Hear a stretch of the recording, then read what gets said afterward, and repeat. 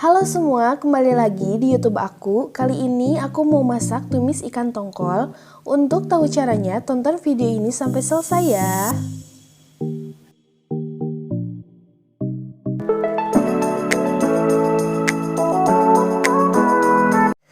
Untuk bahan pertama, di sini ada seperempat ikan tongkol yang akan aku goreng terlebih dahulu. Kemudian untuk bumbunya, 3 siung bawang merah, 2 siung bawang putih, segenggam cabai rawit, 2 buah tomat hijau, 2 buah cabai merah, dan 1 ruas jahe. Kemudian setengah sendok makan garam, setengah sendok makan penyedap, setengah sendok teh merica, setengah sendok makan gula pasir, dan 1 sendok makan kecap manis. Langkah pertama, kita goreng dulu ikan tongkolnya. Saat menggoreng, jangan lupa menggunakan penutup panci agar minyak yang meletup tidak mengenai wajah kita. Sedikit tips, pada saat menggoreng, ketika ingin membalikkan ikan tongkol, sebaiknya kalian matikan dulu kompornya dan diamkan sampai minyaknya tidak terlalu meletup.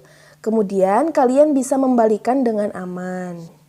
Jangan terlalu sering dibolak-balik ya, agar ikan tongkolnya tidak hancur. Dibalik ketika ikan tongkolnya sudah berwarna kecoklatan saja. Setelah ikan tongkolnya digoreng, kita akan membuat bumbunya.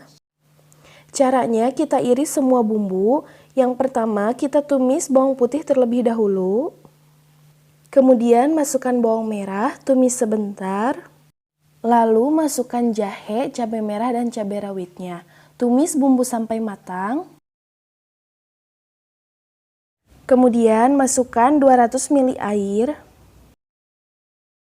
Kemudian masukkan garam, penyedap, merica, gula pasir, dan kecap manisnya. Aduk merata dan jangan lupa untuk mengkoreksi rasa. Di sini aku tambahin lagi garam karena menurutku kurang. Kita mungkin bisa berbeda selera, ada yang suka lebih manis, ada juga yang suka lebih gurih. Setelah bumbu dirasa pas dan sudah mendidih, baru masukkan ikan tongkolnya. Aduk merata dan yang terakhir masukkan potongan tomat dan potongan daun bawang.